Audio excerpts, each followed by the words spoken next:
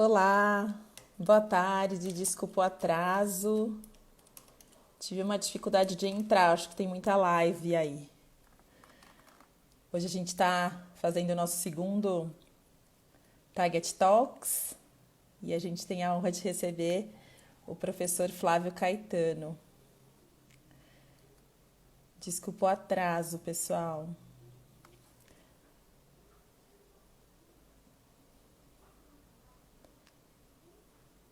Flávio, já estou te convidando para ser online comigo. Boa tarde. Olá, Flávio. Como é Deu que vai? certo? Deu Eu, certo? eu que sou uma veterana e tive problema para entrar. Fiquei 5 minutos para entrar. Desculpa. Tá bom assim? Tá tudo bem? Tá ótimo. Então Tá tá muito bom. bom. Ótimo. Obrigada por aceitar nosso convite. Tomou um cafezinho aqui para a gente fazer. Importante, importante. Flávio, o Target Talks, a gente já está no 21º e a Puxa, gente acabou movimentando bastante. A gente comemorou 2 anos agora e a gente movimentou bastante nesses dias, trazendo pessoas que têm um potencial para fazer as coisas mudarem, que são super ouvidas. Então, você é um deles, tá? Eu super agradeço ter podido colocar aí na sua agenda, que eu sei que está uma correria nos bastidores, né? A gente está, os advogados, as câmeras de mediação, tá todo mundo correndo bastante, os professores, né? E aí a gente está com uma audiência super legal para esse horário, viu? Tem um monte de gente aqui, eu consigo ficar vendo e monitorando isso. uhum. Embaixo vai entrando algumas perguntas. Onde está colocando assim, fulano entrou, ciclano entrou? Você não se preocupe que eu tenho uma pessoa que trabalha comigo, o Davi, que eu mando um abraço, que é meu super parceiro das lives. Ele me manda no WhatsApp aqui. E aí eu enxergo melhor, porque eu também não, a gente não dá conta de acompanhar as mensagens, tá bom? Grande Davi, ótimo. É, ele vai ajudar a gente, porque tanto que eu olho às vezes aqui no computador só para ver a mensagem dele, porque aqui a gente não consegue, tá? Hum, Tem um monte de gente conhecida por aí, o nosso amigo comum César, eu vi que ele está aí também, tem um monte de gente. E aí vocês podem ir mandando as perguntas e a gente vai respondendo aí. legal. Flávio, como a gente falou um pouco, eu tenho uma referência sua e depois a gente foi ver que a gente tem em comum o Vitor, né? Uhum. Depois de tanto tempo, a gente foi saber disso. O Vitor, que é sócio da Target comigo, que foi quem fundou a Target, né? E eu tenho uma lembrança muito forte sua de estratégia nacional de não judicialização, né? E aí, isso, nesse momento, quando tudo estava acontecendo, eu falei, nossa, o Flávio vai ter que falar sobre isso. E o César falou, olha, ele vai falar com certeza. E aí eu falei, não, tem que estar na minha lista também. E aí, que bom que a gente conseguiu rápido. E eu queria te ouvir um pouco o que você está vendo desse cenário, esse cenário aí você já pode colocar, se apresentar o Flávio pelo Flávio, que Tá eu acho que é bom. importante, e a gente começar o nosso bate-papo de hoje. Obrigada. Bom, Aline, é uma honra estar aqui com você e com todo mundo que está acompanhando a gente aí na Target Diálogos. Queria parabenizar você e o Vitor por esse trabalho, que é um trabalho maravilhoso. Vocês acham que saíram na frente, né? Vocês foram Sim. visionários e a gente ia ter que cada vez mais usar essas plataformas. Então, questão de parabéns, realmente, muito bom. Muito bom estar aqui com vocês.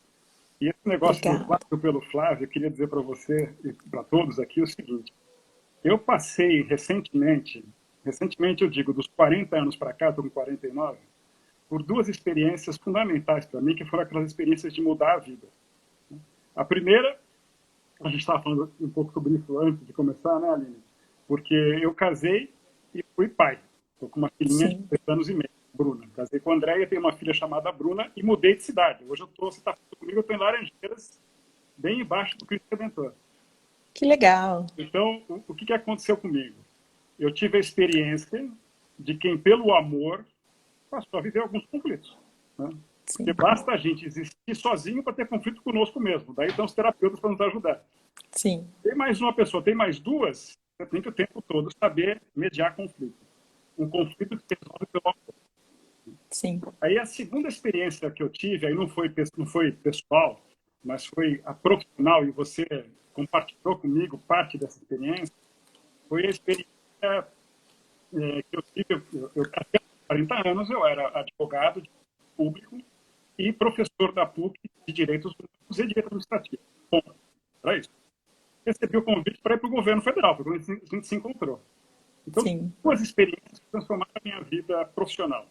A primeira foi sobre ser como secretário na reforma do judiciário, que era dentro do Ministério da Justiça, portanto, do governo federal, Poder Executivo. E lá tive uma experiência, que foi uma experiência que também tive que conviver com muitos conflitos. E buscar o interesse comum ali era mais difícil do que no casamento com a filha. Sim. E a segunda experiência profissional que eu tive foi logo depois disso, e para mim foi muito marcante, porque o ambiente que eu estava era o ambiente de buscar a mediação, de buscar a paz. Só que em 2000, e convidado pela presidente para ser o advogado eleitoral da campanha dela contra o... Eu relutei muito, tá? Porque se eu tenho uma paixão que foi a política pública, eu também tenho uma paixão pela advocacia. E aí, como que eu vou sair desse mundo que eu estou buscando a paz e vou entrar numa guerra? É mais ou menos claro, em tamanho muito menor, mas é como eu estou me sentindo agora. Sair da paz e ir para a guerra de repente. Da noite para vinha. Mas sabe o que foi legal, Aline? Lá mesmo, no ambiente de guerra, porque a eleição é guerra, eu tive a oportunidade de chegar a uma mediação no meio do processo eleitoral. Porque o interesse comum é que tivesse eleição, que acabasse a eleição. Então, houve um momento no processo eleitoral em que houve um acordo entre a campanha da Dilma e do Aécio e a gente fumou o cachimbo da paz, se é que é possível isso na política. Mas ali, naquele momento, foi. Então, o que eu queria dizer para você, o Flávio pelo Flávio, é o seguinte: é alguém que a vida inteira, desde menino e desde a faculdade, eu sou movido por acesso à justiça e por justiça social. Eu fiz isso desde que entrei na faculdade, Aline. Eu fui de centro acadêmico, eu fui de assistência judiciária, eu atendia os pobres, né, o pessoal que precisa de dinheiro, de cuidado jurídico. Eu era com um mês de faculdade, com cabeça raspada, eu já fazia isso. Que legal. Eu tenho quase 50 anos e a minha vida foi numa linha reta. Eu não saí disso que eu tinha. Claro, às vezes com maior intensidade, às vezes com menor intensidade, mas eu não saí. Eu estou na PUC até hoje, saí de aluno para professor. Sim. Eu dou aula de direitos humanos. Se eu trabalho com um monte de coisa que tem a ver com isso, se eu me apaixonei pela mediação, é porque na mediação eu acho que é possível fazer tudo isso. Exatamente, que lindo, muito legal. E sobre esse momento, né? Porque a gente não pode fugir, eu até tento fugir um pouco das lives desse monotema, né? Que a gente está chamando de Corona Crise. Eu roubei um sinônimozinho de uma live que eu fui convidada e a moça usa isso, Corona Crise. A gente não vai sair o mesmo, né, Flávio? Eu acho que é bom, até eu li rapidamente agora, enquanto eu estava esperando um artigo do Migalhas, eu não finalizei, mas que as pessoas falam, tudo que a gente fez para que a ODIAR fosse reconhecida, de uma vez a pandemia fez isso por nós. Todo esse trabalho de anos que todo mundo está tentando fazer, de repente a gente conseguiu isso em 20 dias, né? O que você está vendo de cenário? Quais são suas expectativas com base na sua experiência? Deixa eu te dizer uma coisa. É um pouco o problema de professor que quer sempre colocar as coisas numa ordem, tá? Sim, então, se você topar que pode ser assim, fica mais legal. O que eu estava imaginando falar? Falar um pouco das experiências que eu tive com política pública, que acho que tem um pouco a ver com... Ótimo, tudo a ver. Só que eu fiz política pública em dois momentos, que acho que isso eu queria falar.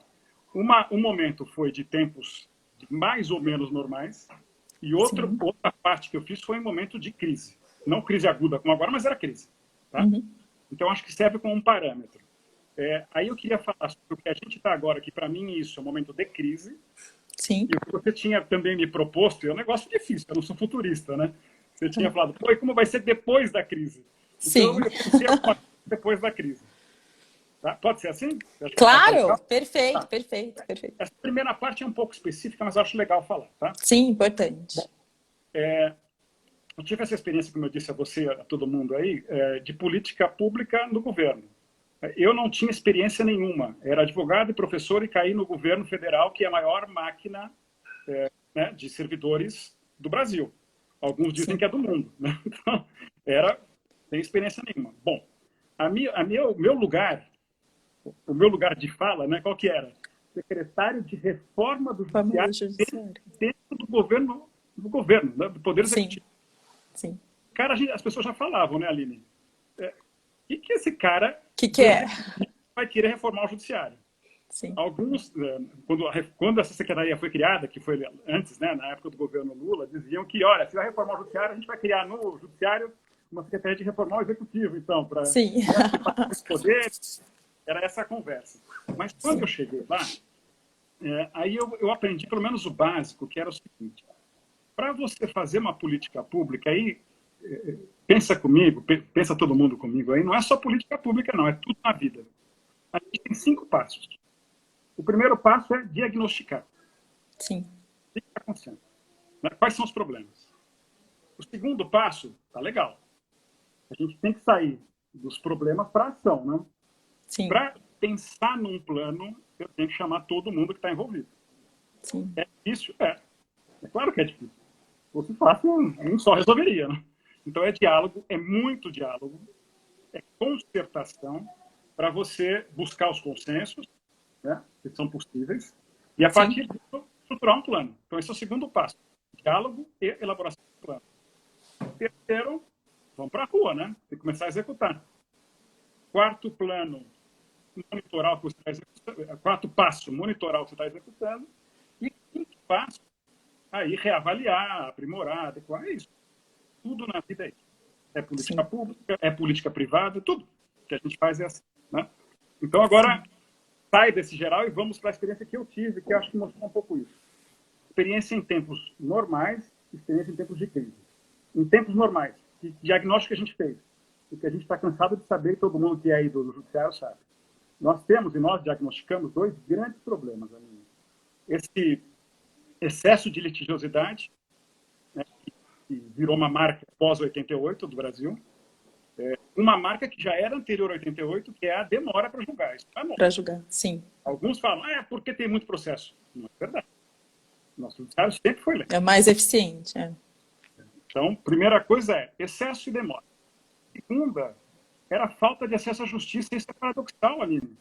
Como que falta acesso à justiça e nós temos estouro de processo? De processo, sim. Mas falta acesso à justiça. Basta olhar os números da defensoria em relação a juiz e a promotor. A gente tem no Brasil 1/3 de defensores em relação a juízes e metade de defensores em relação a promotores. Então não precisa ser, né? A conta é um pouco rápida. Rápida de fazer. Eles conseguem fazer isso, né? Então, o que a gente diagnostica? E dados não faltam, né, Aline? Hoje a gente tem muitos dados, a gente consegue. Sim. Justiça então, com base nesses dados, a gente fez esse diagnóstico. Legal. O diagnóstico é esse. Muito processo, muita gente, muito demorado, né? Muito lenta a nossa justiça, muito morosa, e falta acesso à justiça. Ótimo.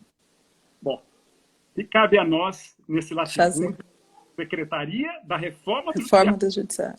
O problema é que, se você vai olhar, diretamente não era nosso. Né? O sistema de justiça não é do Executivo. Mas nós temos responsabilidades, os afetados por isso também. Então, o que caberia a nós? Tinha algo, e acho que muito do que a gente pensou em fazer, dos nossos projetos, que era de articulação, de conversa com todo mundo. Porque aí tinha uma coisa muito bacana da Secretaria, pena que ela não existe mais, mas muito bacana, que era o fato dela não ser do sistema de justiça. Eu conseguia conversar muito bem com o advogado, com o promotor, com o delegado. Com as empresas, né? Com todo mundo.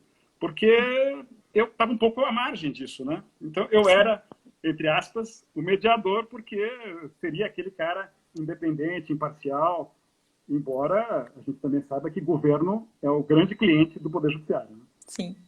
Bom, o que a gente pensou, Aline? A gente fez várias ações, tá? Então, aqui são em tempos de não crise. Diagnóstico é esse. Vamos chamar todo mundo para conversar?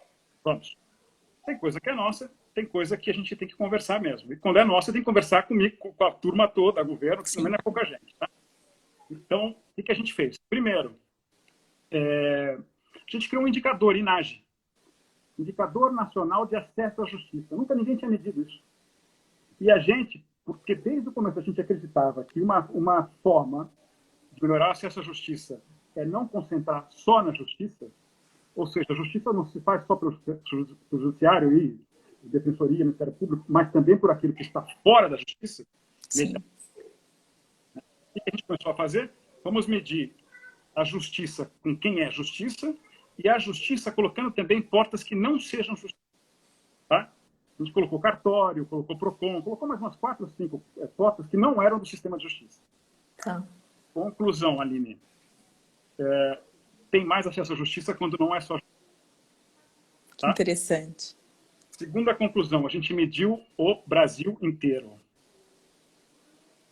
no Brasil inteiro, a diferença entre um estado que tem mais acesso à justiça, ou seja, tem mais portas e mais operadores, era, né? Isso já faz 4, 5 anos, acho que não mudou, mas era o Distrito Federal.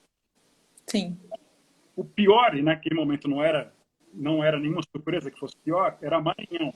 Não tinha história daquele problema de pedrinhas, né? Pedrinhas. E quantas vezes Brasília tinha mais acesso ao justiça que o Maranhão? 10 vezes. 1000. Nossa. Quando a gente olha para o Brasil e pondera o IDH, o Índice de Desenvolvimento Humano, que mede saúde, educação e distribuição de renda, a diferença entre o melhor estado e o pior estado varia de até 20%. Sim. Ou seja, conclusão, o Brasil é muito mais desigual no acesso à justiça do que educação, saúde e distribuição de renda, quando você divide por estados e por regiões. Sim. Quais eram os com menos acesso? Norte, que é o que a gente faz. Tá? Já sei. Então, criar um indicador. Por quê? Porque aí, com um indicador, você consegue ver onde estão os problemas. Sim. Olha isso para trás e vai olhando para agora. Né? Você tem que ter indicadores. Sim. Segundo, a gente achava fundamental uma relação governo e academia. Sim. Nós temos um centro de pesquisa, CEJUS, Centro de Estudos sobre Sistema de Justiça. Me interessava abrir para a academia, para ouvir da academia alguns assuntos ligados à mediação, que sempre foi a nossa pauta, tá? Certo? Sim, eu lembro. Então, o que eu queria saber? Eu posso ter mediação nas agências? A gente fez uma pesquisa sobre isso. As agências reguladoras podem ou não podem fazer mediação? É o locus para isso? Ou não? E como... 2, o Brasil ainda vive um problema de conflitos agrários. Sim. É possível ter mediação nesse momento? Foi outra pesquisa que a gente fez. Terceira, e nos conflitos de terra urbana? É possível ou não é possível? O problema de despejo, de comunidades, de favela, Não é? Claro que é possível. Quarto, vamos fazer uma pesquisa e mapear as boas práticas de mediação do Brasil inteiro para poder reproduzir. Tá? Então, notem, primeiro, indicador. Segundo, pesquisa. Eu não posso fazer nada sem ciência. Sim. Imagina se eu faço isso no direito, imagina, volta para o nosso tema atual, que é medicina, pô. Sim. Claro que tem que estar com a ciência. Terceiro, você precisa de um marco legal. Né? Como que a gente vai fazer dar segurança jurídica para a mediação se eu não tenho uma lei? Sim. Mas tem resolução do CNJ, ótima resolução na lei. Foi um passo inicial tremendo, aliás, maravilhoso. Sim. Éramos nós que precisássemos de uma lei que ficasse só né? Professor Cazu e professora Ada, né? Sim. Não precisa falar mais nada. Não. Mas precisava ter uma lei. Sim. Então, nós criamos um grupo no Ministério da Justiça de especialistas para elaborar um projeto de lei. Tudo é seu momento, não é, Aline? Sim. Era um momento que dava. Era um momento que esse tema, as pessoas achavam pauta positiva, agenda positiva. Então, a gente conseguiu aprovar em tempo recorde, 1 ano e meio, aprovar uma lei. Sim. Teve eleição presidencial no meio, né? Sim. Presidencial, governador, deputados, senadores. E aprovamos. Ou seja, é possível. Conseguimos o consenso. Sim. Né? Passando por Renan Calheiros e Eduardo Cunha. É possível chegar ao consenso. Sim. Marco legal. Depois, ótimo. Tenho a lei, sei onde falta acesso à justiça. Fizemos pesquisa sabendo que é legal, é possível a mediação. Agora, quem sabe mediar? Quem sabe o que é isso? Então, precisamos criar uma escola. Sim. E a Renan, Escola Perfeito. Nacional de Mediação e Conciliação. Pela primeira vez, online, aulas Perfeito. online. Fui muito criticado por isso, mas muito criticado por todos os nossos colegas, e eu também me coloco, né, na comunidade de mediadores. Todos, mas mediação não se faz online, mediação não se ensina à distância. Para eu conseguir atingir todos que eu tenho que atingir, para que todo mundo conheça, seja pelo menos sensibilizado pela mediação, eu estou capacitando, mas estou sensibilizando, eu vou fazer assim. Nós temos que fazer assim. E mais, nós todo mundo, Aline. Nós vamos fazer, você estava desse lado, nós vamos fazer Sim. para que postos de empresa saibam, a gente vai fazer para os advogados que não queriam saber de mediação, a gente vai fazer para os juízes para que eles saibam a importância da mediação, para promotores, para defensores e para agentes públicos. Nós fizemos 6 manuais, um para cada segmento, e um curso para cada segmento, e outro que estava demais, e continuo acreditando, mediação comunitária. Sim, sim. E a gente tinha dúvida, né? Bom, aqui vale a pena abrir um parênteses, tá? Viu? O nosso orçamento da secretaria, quando o topo era 5 milhões, mas a meta era 3 milhões. Isso não dá para nada pensando em Brasil. Sim. Usava todo o nosso dinheiro para isso. Tá? Então, na nossa escola, a gente abria os cursos online, o nosso sistema era o Moodle. Muito agora, bom. Um pouco, né? Mas agora está ficando obsoleto, né? Agora tem tanto, Sim. mas era o Moodle. A gente fez esse curso à distância, bancando o manual. O curso era de graça para todo mundo, gratuito. Sim, sim. E aí eu queria dar um dado que eu acho muito relevante, tá? A gente abriu para mediação comunitária. 1.500 vagas. Sabe quantas pessoas se inscreveram? Eu quase caí da cadeira. 15 mil pessoas. Nossa. Imagina, 15 mil é um estádio de futebol. É um ginásio grande, é o Ibirapuera. Ibirapuera. 15 mil pessoas. E a gente não deu conta, só tinha para 1.500. Ali eu percebi, falei, tem muita gente interessada. Que bom, a gente achou. É por aqui mesmo que a gente tem condição de fazer algo revolucionário, transformador mesmo, né? As pessoas querem isso. Então, continuando, tá? Aí o 6º ponto nosso foi um que a gente trabalhou junto, Sim. que era a Enajude. Sim. Estratégia Nacional de Não Judicialização. Na época, o ministro Adams da AGU brincava, devia ser E-Não-Jude, não Enajude. Mas qual que foi a nossa ideia, Aline? Bom, falta acesso à justiça de um lado, vamos resolver de um jeito. Agora, esse excesso de litígios, quando a gente olha, e eu gostava de contar uma história, eu tinha ido falar sobre isso em Coimbra, num encontro, e aí o professor catedrático de Coimbra, quando eu falei os números, naquela época eram 90 milhões de processos, hoje são 110, 120. E aí ele levantou a mão, um senhor mais antigo, acho que era professor, já era com os 90 anos de idade.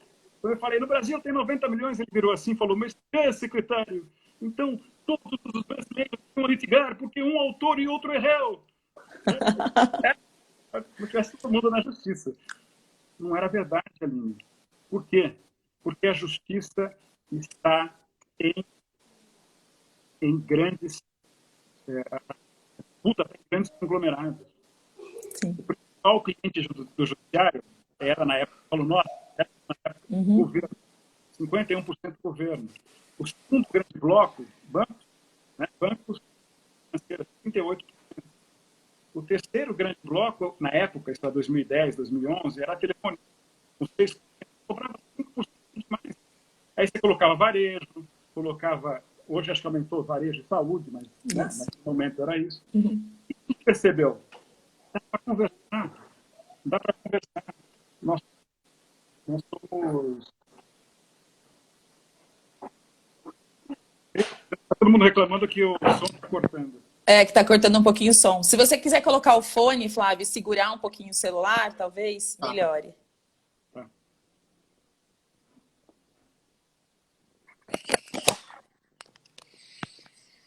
Desculpa, vai ser assim porque, como eu estou começando na brincadeira, não tem tripé. Deixa eu ver se eu consigo fixar aqui. Bom, então... Melhorou bem, ótimo, sensacional. Tá, eu não lembro nem o que eu estava falando, deixa eu voltar aqui. Você estava falando do exemplo do Enajude. Então, o que aconteceu? Puxa, a gente precisava conversar com pouca gente. Né? A gente precisava conversar com setores. Você estava em qual setor na época? Qual que você na Febraban, pela Febraban. Febraban. Então, eu ia dar o exemplo da Febraban agora. Então, isso foi muito legal porque tinha os bancos, né, com a Febraban, com qual que era a outra? A CREF. A CREF também era junto conosco. A CREF. Então, tava legal discutir, os bancos vieram com tudo conosco. Sim. Eu lembro, Aline, eu vou falar aqui, aqui não tem confidências, né? Não. Aqui não estamos sigilosos. Quando eu fui conversar com a Febraban, o presidente da Febraban, que foi muito legal com a gente, o Murilo Portugal, e mostrou todos os números dos bancos e tudo, ele falou, olha, eu queria te dizer uma coisa, hein? A gente está aqui, eu não nego que nós estamos aqui nesse segundo lugar, a gente só pede para vocês, governo. O primeiro lugar é teu, o segundo é meu. Mas olha, eu queria dizer a você o seguinte, eu sou 45% ativo, polo ativo, autor, e 55% polo passivo. Sou réu. Sou réu. Ou seja, eu uso menos. E aí eu brinquei com ele. E será que é bom você estar no polo passivo em 55%? Né? Não sei se é bom. Então, mas era esse dado que a gente tinha mesmo. Claro, né, claro. Mas, tudo é um momento, né, Flávio? É incrível isso. Né? Então, os bancos foram aliás, foram os parceiros de primeira hora. Tá? Sim. Febraban, Itaú e Bradesco e Banco do Brasil e Caixa Econômica. Foram, assim, um negócio fantástico. Sim. O governo não é fácil, a gente conseguiu o governo federal, mas o Adams, ministro Adams da AGU, o INSS, que é outro grande cliente. Sim. Claro, e o meu ministro Cardoso dando meu apoio a mim, a gente conseguiu no governo adesão. Isso virou uma coisa maior. Telefonias, todas Sim. vieram. Trabalho do nosso querido Vitor. Sim. Né? E aí o que aconteceu? Quando todo mundo começa a vir e fala, pô, isso aqui é uma agenda legal, é por aí mesmo, quem está fora quer participar, né, Aline? Sim, aí começa a ser procurado, né? O varejo começou a bater na nossa porta, a gente quer entrar. De repente começou a vir a saúde também, olha, eu também quero. Então nós lançamos a estratégia, ela deu, assim, em termos de ideia, ela foi fenomenal, porque mostrou que é possível a gente unir, né, com interesse comum e conversar e buscar projetos conjuntos. O que virou? A nossa estratégia ela começou, se não me falha a memória, em 13. Né? 13 a 14, acho que 13 a 14, 13 para 14, 14 na eleitoral, 15 e 16 ano de crise. Então tudo andou super devagar. Para minha grata satisfação, porque quem faz política pública, e é muito legal falar isso, Aline, quem faz política pública não pode pensar no seu governo. Sim. Quem faz política pública faz política de Estado, não faz política né, para que dure pouco tempo. E tinham três políticas que eu imaginava que fossem políticas que seriam... A nossa preocupação era que elas fossem institucionais, para sempre. A lei, e lei é lei, né? Até que seja revogada, ela vale. Sim. A estratégia e a escola. Tá? Porque eu achava que eram estruturais. Governo Temer manteve em banho-maria e, para minha grata satisfação, reconhecendo que o que fizemos era correto, o Ministério da Justiça atual mudou o nome, tanto da Enajude como da escola. Sim. A vida é assim, né? Mas manteve os projetos. Manteve os projetos, o que mostra, né, que é o caminho certo. Independentemente da cor partidária e ideológica que se tenha, este é um caminho a ser seguido. Tá? Continuando, aí para acabar essa experiência em tempos normais. Justiça comunitária, nós o tempo todo achávamos o seguinte, qual que é o nosso papel? Nós também temos que ter um papel não só de articulador, mas de fazer alguma coisa na ponta.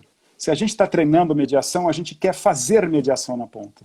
Sim. Então nós, com o pouco dinheiro que a gente teve, eu falei isso para minha turma lá, para minha equipe, para a Kelly e outros que você conheceu, sim, olha, aqui é o seguinte, 1/3 do nosso orçamento é para justiça comunitária no Brasil. Nós temos que ter mediação nas comunidades no Brasil inteiro. A gente estava naquele momento em 14 estados, nós conseguimos chegar em 22 estados. Muito legal. Tá? Para mediação de conflitos feita pela própria comunidade. Como diz a Glaucia Foley, para e pela comunidade. Sim. E aí, outra coisa, a gente resolveu dar um prêmio, criamos o Prêmio Nacional de Acesso à Justiça para as boas práticas, isso a gente deu 1 ano só, porque acabou o governo. E aí o outro lado, que não tem a ver com mediação, mas tem um pouco a ver, nós achávamos que já que acesso à justiça era a nossa pauta, nós tínhamos que fortalecer a Defensoria Pública. Sim. Então apoiamos a aprovação de 2 PECs, uma que dava autonomia para a Defensoria Pública da União, e eu posso dizer que eu no governo apanhei muito porque apoiei essa iniciativa, porque nem todo o governo queria, e isso era, poderia dizer que isso era libertador para a Defensoria do Brasil. Tá? Já era para as defensorias estaduais e tinha que ser para a da União. Sim. E apoiamos e aprovamos uma PEC que exigia a presença da defensoria em cada uma das comarcas do Brasil. Tá? Então isso é muito bom. Aí, por último, eu quero dizer de duas experiências que eu tive que não eram em tempos de normalidade, mas em tempos de crise. Né? Duas crises que nós enfrentamos. Uma, que persiste até hoje e só piora, que é a crise dos homicídios no Brasil. Sim. E nós começamos um plano, não era um plano da nossa secretaria, mas do governo e do ministério, que era um plano para diminuir os homicídios. E se resolveu começar pelo estado mais violento do Brasil, que era Alagoas, que tinha em média 120 homicídios a cada 100 mil habitantes por ano. A ONU tolera a média de 10. Então era 10 vezes o máximo que a ONU tolera. O máximo que podia. É guerra, né? É conflito armado o tempo todo. O que a gente fez? Qual que era o nosso papel? Poxa, uma das causas do homicídio é a impunidade. A impunidade porque é mal investigado, e a impunidade porque não é julgado. São dois problemas. Sim. O que a gente fez? Custo zero. Nosso papel era reunir tribunal do júri, faculdades, promotores, defensores, advogados e delegados para falar o seguinte: como que a gente vai melhorar os indicadores de investigação e de julgamento aqui? Força-tarefa. Olha, em pouco tempo os números melhoraram muito lá. Tá? O número de julgamentos, não estou dizendo os homicídios, porque os homicídios o plano era outro, né? Era plano de colocar mais policial na rua e tudo mais. Nossa parte, que era julgar homicídios e investigar, melhorou 15% ou 20% num período muito curto. O que a gente fez? Só botou para conversar, foi só diálogo. Sim.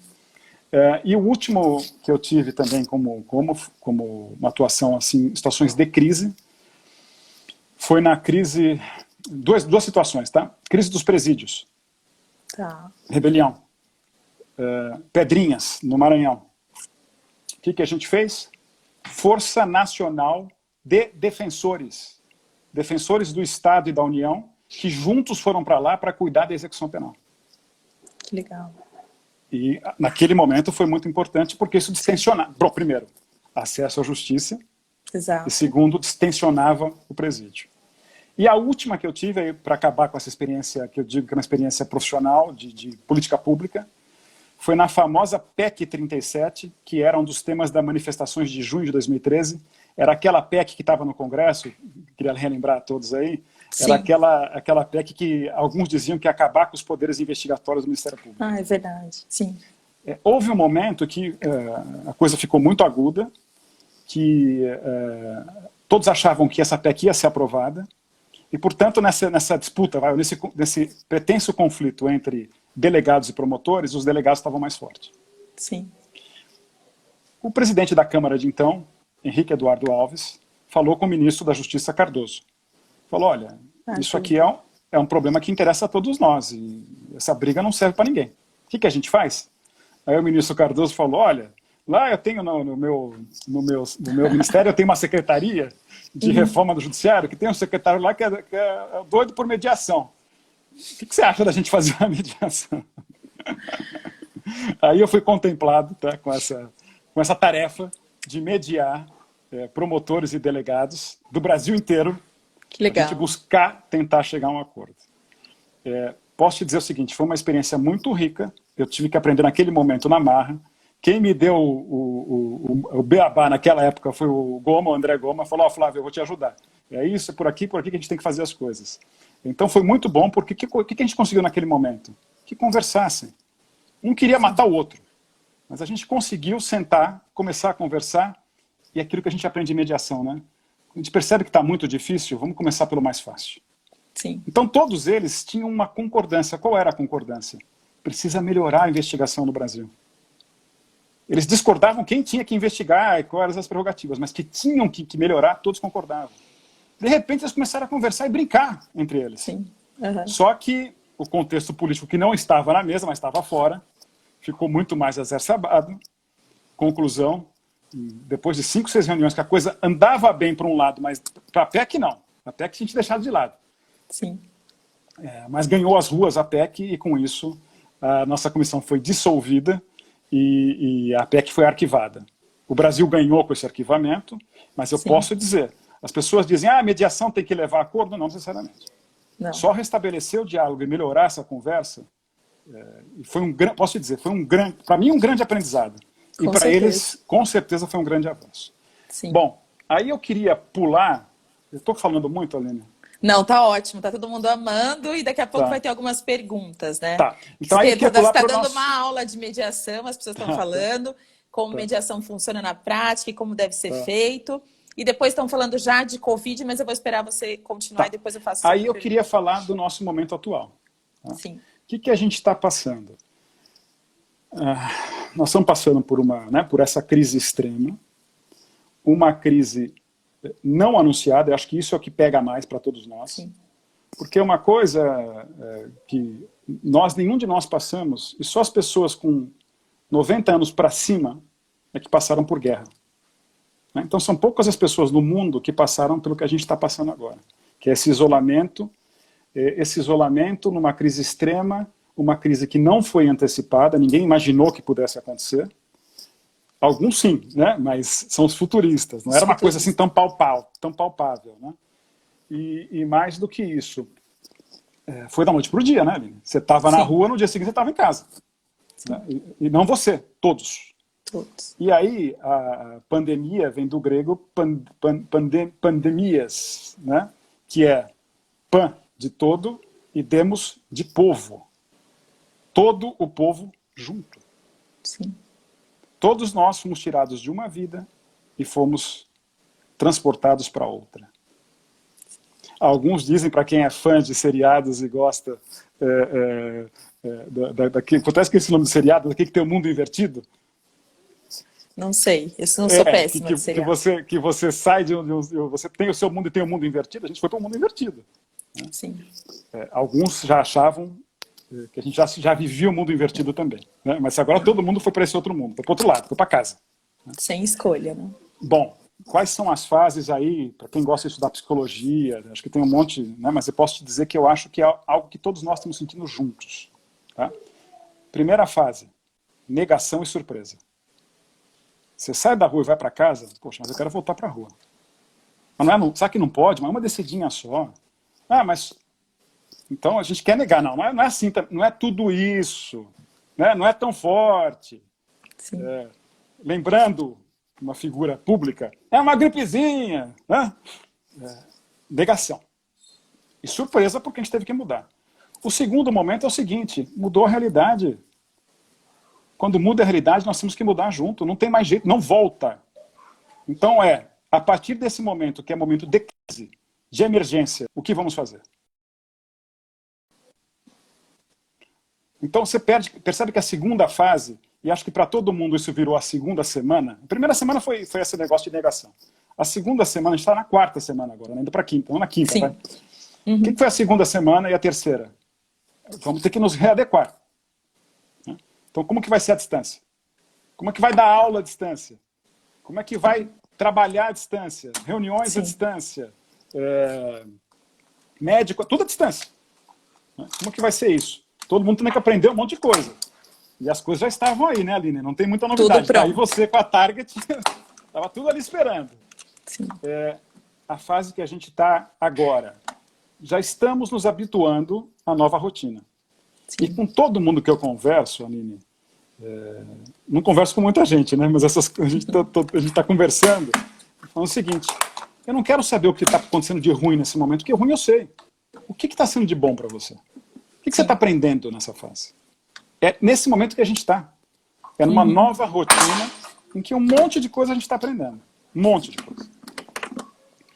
E agora a gente vai entrar nessa nova rotina, a gente vai entrar nesse momento que é prognóstico. O que vai ser daqui para frente, que é o que você falou para mim. O que é o pós? Acho que está muito difícil fazer prognóstico. Porque a gente ainda está no meio da crise, com novidades que quando a gente acha que vai para um lado, vai para o outro. Quando alguém diz que vai fazer um isolamento gradual, já vem algo dizendo, olha, não é o momento. Quando alguém diz que está achando um remédio, as pesquisas demonstram que não é aquele remédio. Então a gente ainda está nessa fase das incertezas, né? sim. Natural que seja assim. Tudo na vida é processo. Começo, Sim. meio e fim. Então, né? Tudo está no seu... Né? Não é uma pena que a gente está vivendo isso, mas tem que viver. Então, o que eu queria dizer a você? E aí, caminhando aqui para o nosso momento mesmo. Acho, primeiro, aí sai desse contexto geral e entra no nosso contexto, que é mediação de conflitos e tem a ver com justiça e sistema de justiça, tá? Primeiro, nós temos que ter gabinete não só de crise. A gente tem que ter gabinete de pós-crise. Sim. Não tem. Eu não vi em nenhum lugar o pós-crise. Nem eu. As pessoas, elas fazem ao mesmo tempo crise e pós-crise. Sim. Não. Tem gente que é treinado para crise. Né? É o cara, é o intensivista do hospital, da UTI. Sim. Esse cara é crise, crise, crise, crise. É diferente do outro, que é o clínico geral, que faz o trabalho preventivo. Então, eu tenho que separar. Assim, não estou falando da medicina, estou falando de nós aqui, do judiciário. De nós mesmos, sim. É um gabinete de crise, ou seja, nessas situações de crise, o que cada um tem que fazer? Só que cada um tem que fazer discutindo junto. Sim. Não adianta o judiciário falar, agora o plantão judiciário é assim. Porra, o Ministério Público conversou? A Defensoria conversou? A Advocacia? O usuário da justiça falou em algum momento? Né?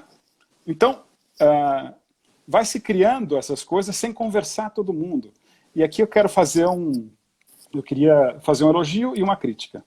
Elogio porque acho que o presidente do Supremo tem sido, o ministro Toffoli, tem sido um agente importante, muito responsável nessa atuação. Tem tido cuidado à frente do Supremo, mas mais do que Supremo, do CNJ, em conversar dentro do sistema judiciário, como de justiça, e também com os outros poderes. E quero fazer uma crítica pelo lado negativo, porque vejo hoje, já fiz um elogio ao Ministério da Justiça, mas tenho que fazer uma crítica pesada. Tá? Enquanto fiz o elogio do Ministério da Justiça em relação à Enajude e à ENAM, né, que foram continuadas, faço uma crítica porque está absolutamente ausente da crise atual. Não se fala nada de Ministério da Justiça que tenha um papel central nisso. Central na articulação com o sistema de justiça e central com aquilo que é sua competência e atribuição. Sim. Não está aquém, e muito aquém, das suas competências e atribuições. Lamento. Tá? Então, continuando. Acho que o gabinete de crise, nesse momento, tinha que estar todos esses reunidos, permanentemente, como a gente faz o tempo todo essa conversa, e incluir nessa crise permanente os mediadores. Com certeza. Por que não podem estar atuando agora os mediadores online? Sim. Qual é a dificuldade? Por que não foram chamados? Agora, alguns tribunais que orientaram alguma coisa, mas muito focado nesse momento só, né? Claro, não estão chamando para conversa, não. Mas então, nós temos hoje esses problemas que afetam a saúde, a gente já sabe, Sim. Não é só a saúde. Eles afetam tudo, eles estão afetando a vida das pessoas, que é a vida financeira, o Sim. emprego, a vida, alguém que tem que visitar seu filho e não pode mais, questões de guarda, questões de alimentos, fora a questão penitenciária, a questão infantil, é um negócio, aumento de violência doméstica contra a mulher, ou seja, a mediação pode ajudar já. Então, eu Sim. acho que na crise a mediação está sendo, como ferramenta que está sendo desprezada e diminuída como política pública. Tá? Então, é uma crítica que eu faço. Primeiro, acho que o gabinete de crise ele tem que ser ampliado. Acho que primeiro, não sei se existe esse gabinete de crise. Acho que deveria ser criado. Acho que ele deveria ser ampliado. Acho, primeiro, que acho que não tem o gabinete. Acho que se tiver, tem gente que não está fazendo a sua parte, Sim. que é o Ministério da Justiça. E acho que mediação e conciliação estão num lugar menor, quando agora deveriam ter um lugar, não vou dizer de destaque, mas um lugar. Né? Deveriam Sim. ser... não dá para abrir mão disso nessa hora. Tá? Tem uma colocação, Flávio, se você me permite, que falou que temos visto empresas sendo mobilizadas para tratamento dos conflitos durante a pandemia. Mas se ainda assim, pós-Covid, surgirem muitas demandas, quais são as alternativas que vocês indicam? Então, acho que é a que a Então, gente está falando agora, né? eu estou falando da crise. E aí eu Sim, estou falando que eu acho que aí tem a pós-crise. Por isso que eu sim, acho que outra coisa que a gente tinha que fazer agora era criar o gabinete pós-crise, sim, que tem que conversar com o crise. Né? Crise e sim, pós-crise estão juntos. O sim, pós-crise não pode ser um exercício de futurismo, não de futurologia. Né? sim, Mas já tem muita coisa que a gente consegue imaginar. Né? Aline, a gente com certeza. não precisa ser nenhum gênio para saber o seguinte: problemas que nós vamos ter. Trabalhista, já estamos tendo. Sim, Já estamos tendo. Redução sim, de salários, em alguns casos, jornadas excessivas. Quem está trabalhando em casa tem hora extra ou não tem hora extra? Então, tem um monte de situações acontecendo. sim, Na área do consumidor, estourou a demanda de delivery, de entrega. Então, se estoura a demanda, estoura conflito. sim, E as relações continuadas, como é que ficaram do consumidor? Como é que está escola? Como é que está academia? Tudo aquilo que é continuado. Né? sim, Especificamente, saúde. Problemas na saúde privada, que são os planos de saúde, e na saúde pública. com certeza. Esse, para mim, eu coloco aqui em 2 graus, tá? O grau que é emergencial e o grau que é aquilo que vai estourar depois. O emergencial é saúde, recuperação judicial das empresas, falência, Sim, coisa que pouca gente fala, comunidades. O Brasil é um país em que as pessoas moram em comunidades, sim, comunidades sem infraestrutura, sem saneamento básico. Moram 10 pessoas em 10 metros quadrados, ou em 5 metros quadrados. Cadê esse povo sendo observado pelo gabinete da crise e da pós-crise? Né? Cadê a defensoria exato. sendo, né, participando, sendo chamada para participar disso? Que a defensoria é o grande órgão para isso. Né? E, claro, o sistema criminal, aí a parte penitenciária. Tá? O Brasil sendo o terceiro país do mundo e a gente tendo 2 presos para cada vaga. Sim, Celas com 50 pessoas. Bom, aí problemas pós-crise. Trabalhista, consumidor, empresarial, renegociação de contratos, as teorias da imprevisão, né? Tudo aquilo que vai ser sim, discutido. As obras, né? Que aí são obras públicas e privadas, tudo isso vai... Né? A obra com parou, como é que certeza. fica? Tributário, os 2 lados da moeda. Gente que não consegue pagar tributo e o governo que precisa arrecadar, né? Que baixa arrecadação. Família e sucessões, situações imediatas. Sim, A gente está voltando ao Antígona de Sófocles, que não tem direito a sepultar, e ao velório? pois é. Que é isso? Isso é um direito fundamental, isso é direito humano. Como que alguém não tem direito a ser sepultado e a família não tem direito a velar o seu ente querido? Nós temos que ter alguma forma de fazer isso. Né? Sim, E aí vamos ter inventários, e testamentos e por aí mais. Alguns dizem, não posso te dizer, que vai aumentar o número de separações e divórcios, não sei. Aí eu acho que é um pouco de chute. Mas que a gente já tem problemas atuais de guarda, visita, alimentos. Tudo isso na área de com família. certeza. Criminal. A hora que a gente muda para aqui, para a telinha, o crime foi para onde? Quantas pessoas passaram a ter o WhatsApp clonado? Os Muitas. bancos alvo de ataques. O Zoom alvo de ataque. Claro, o crime continua. Se a gente se reinventa aqui, o crime também se reinventa aqui. Não tem. É assim desde que o homem é homem. Sim, Então, problemas criminais, os problemas nas penitenciárias, os problemas da violência doméstica, que os números atuais já estão mostrando que está aumentando. Violência doméstica tem 3 vítimas principais. Em primeiro lugar, mulher. Em segundo lugar, empatado, idoso e criança. Então, atenção para isso aqui, porque isto é momento de crise. Tá? sim, Então, olha, falando rapidamente, o que a gente viu? Há uma situação atual que é de crise, que algo já está sendo feito, mas, a meu ver, aquém. Há um sim, momento futuro que é pós-crise, que a gente não pode prever tudo, mas muita coisa a gente pode prever. O que pode falar diretamente a nós? Cadê os 5 passos? Diagnóstico, ou seja, quais são os problemas do depois? Diálogo e plano. Vamos conversar e começar a ter ideia e fazer sim, planos. Depois disso, colocar em execução. qualquer plano tem medidas a curto, médio e longo prazo. Tem coisa que é imediata, tem coisa... É assim. Né? Eu não estou ensinando o beabá. Isso aqui é beabá, né?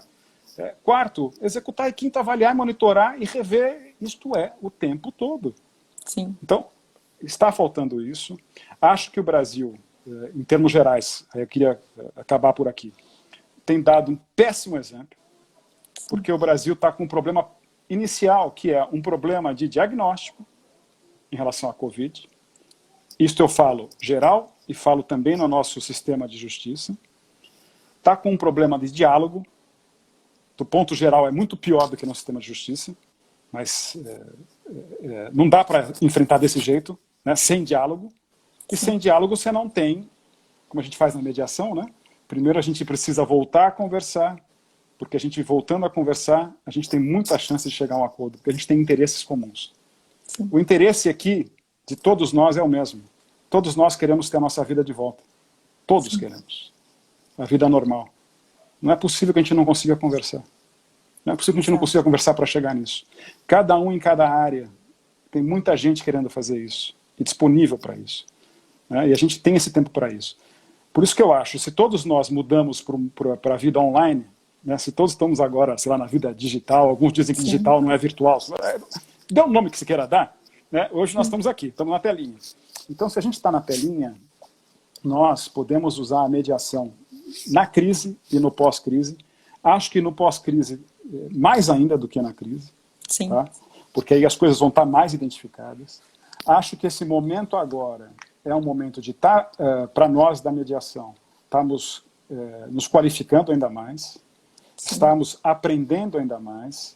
Dada a gama de assuntos que eu falei, é a gama de assuntos e muito mais do que vai aparecer. Isso aqui é o mínimo que eu listei quando você falou para mim, Flávio, eu quero falar sobre isso. Falei, ai, Aline, vou ter que pensar no negócio. Mas foi isso. Tudo, acho que está perfeito. Sei lá, tem muita coisa para acontecer ainda, né? Foi uma super aula, fez as pessoas pensarem, viu? Tá todo mundo adorando. Eu acho que é isso, a gente tem que pensar. Eu nem vi, a gente está acabando, eu queria dar uma palavra final, se puder. Pode, tem 3 minutos ainda, porque eu entrei atrasada.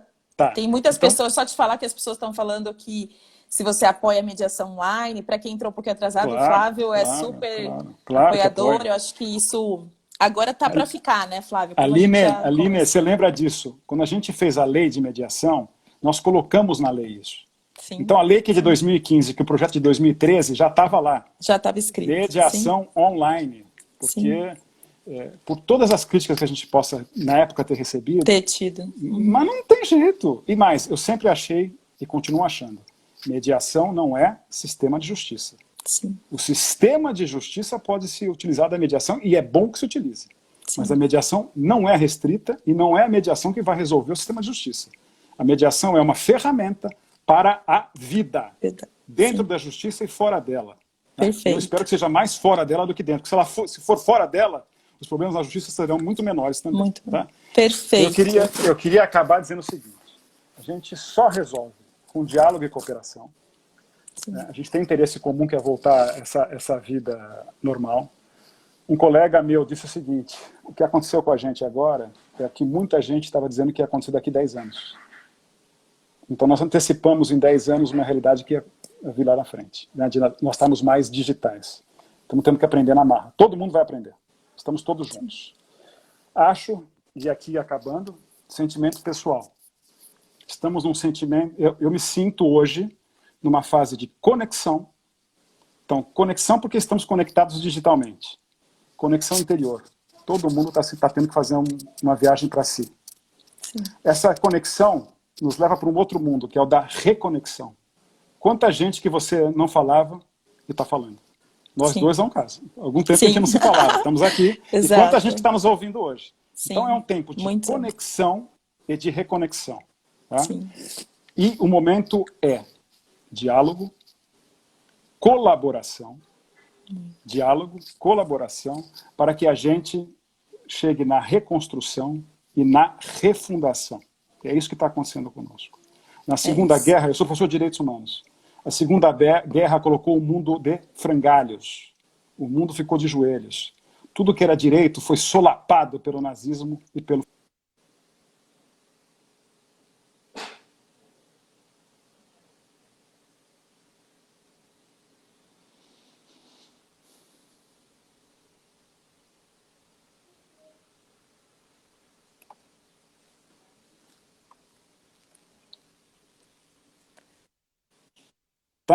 A gente Tá. teve a Para Segunda mim Guerra travou um Mundial... pouquinho, eu perdi um tempinho, mas Tá não me tem ouvindo? problema. Agora tô, Tá, tô. então só para acabar. A gente, quando acaba a Segunda Guerra Mundial, o mundo está em frangalhos. Tudo que existia de tradição jurídica tinha sido rompido pelo nazismo e pelo fascismo. O mundo teve que, junto, chegar a um consenso para refundar, né, a forma de viver em sociedade através da Declaração Universal dos Direitos Humanos. A partir dali, os direitos passaram a ser positivados e aplicáveis em qualquer lugar do mundo, aonde você quer que esteja, por você ser um ser humano. Né? O que nós estamos passando agora vai exigir que a gente refunde. E para acabar, eu quero deixar uma frase de alguém que, para mim, foi o maior, talvez o maior símbolo do século XX, morreu no século XXI, de alguém que fazia política, mostrando, ensinando a todos nós que é possível fazer política com bondade e com amor e não com ódio. A frase, e eu vou ler, aqui eu me despeço, tá? Eu me despeço depois, mas eu queria ler a frase para acabar, porque eu acho que vale a pena. Tá. Nelson Mandela. Ninguém nasce odiando, porque a gente está vivendo tempos de ódio, né, Aline? O que a gente vive hoje? Sim. Ódio, Sim. polarização. Na internet é hate, essa coisa, um negócio que você fala, não é possível que as pessoas sejam assim. Mandela disse, ninguém nasce odiando outra pessoa pela cor da sua pele, ou por sua origem, ou por sua religião. Para odiar, as pessoas precisam aprender. E se as pessoas aprendem a odiar, podem ser ensinadas a amar, pois o amor chega muito mais naturalmente ao coração humano do que o seu oposto. A bondade humana é uma chama que pode ser oculta, mas jamais extinta. É isso que eu acredito. Perfeito, perfeito. Só tenho a agradecer essa oportunidade de estar te ouvindo. A gente está nos minutos finais, porque cai de repente, viu? Então, só agradecer mesmo. A gente vai tentar tirar um texto dessas lives todas, que está sendo um trabalho, a gente fazer um e-book, daí eu te passo para a gente fazer um eu artigo escrevo, conjunto. se você quiser, estou junto com você. A gente faz isso. E muito obrigada mesmo, viu? Obrigada a todo mundo que está nos ouvindo. Isso vira um vídeo depois, tá? Eu consigo baixar isso e vira um arquivo, eu te mando para a gente compartilhar isso com um monte de gente que seja possível, porque foi muito importante essa sua colocação. Gratidão enorme por você, viu? Obrigada mesmo. Gratidão obrigada recíproca. E todo mundo fique em paz e vamos em frente. Vamos, Beijo para você e beijo para todos. Tchau, tchau.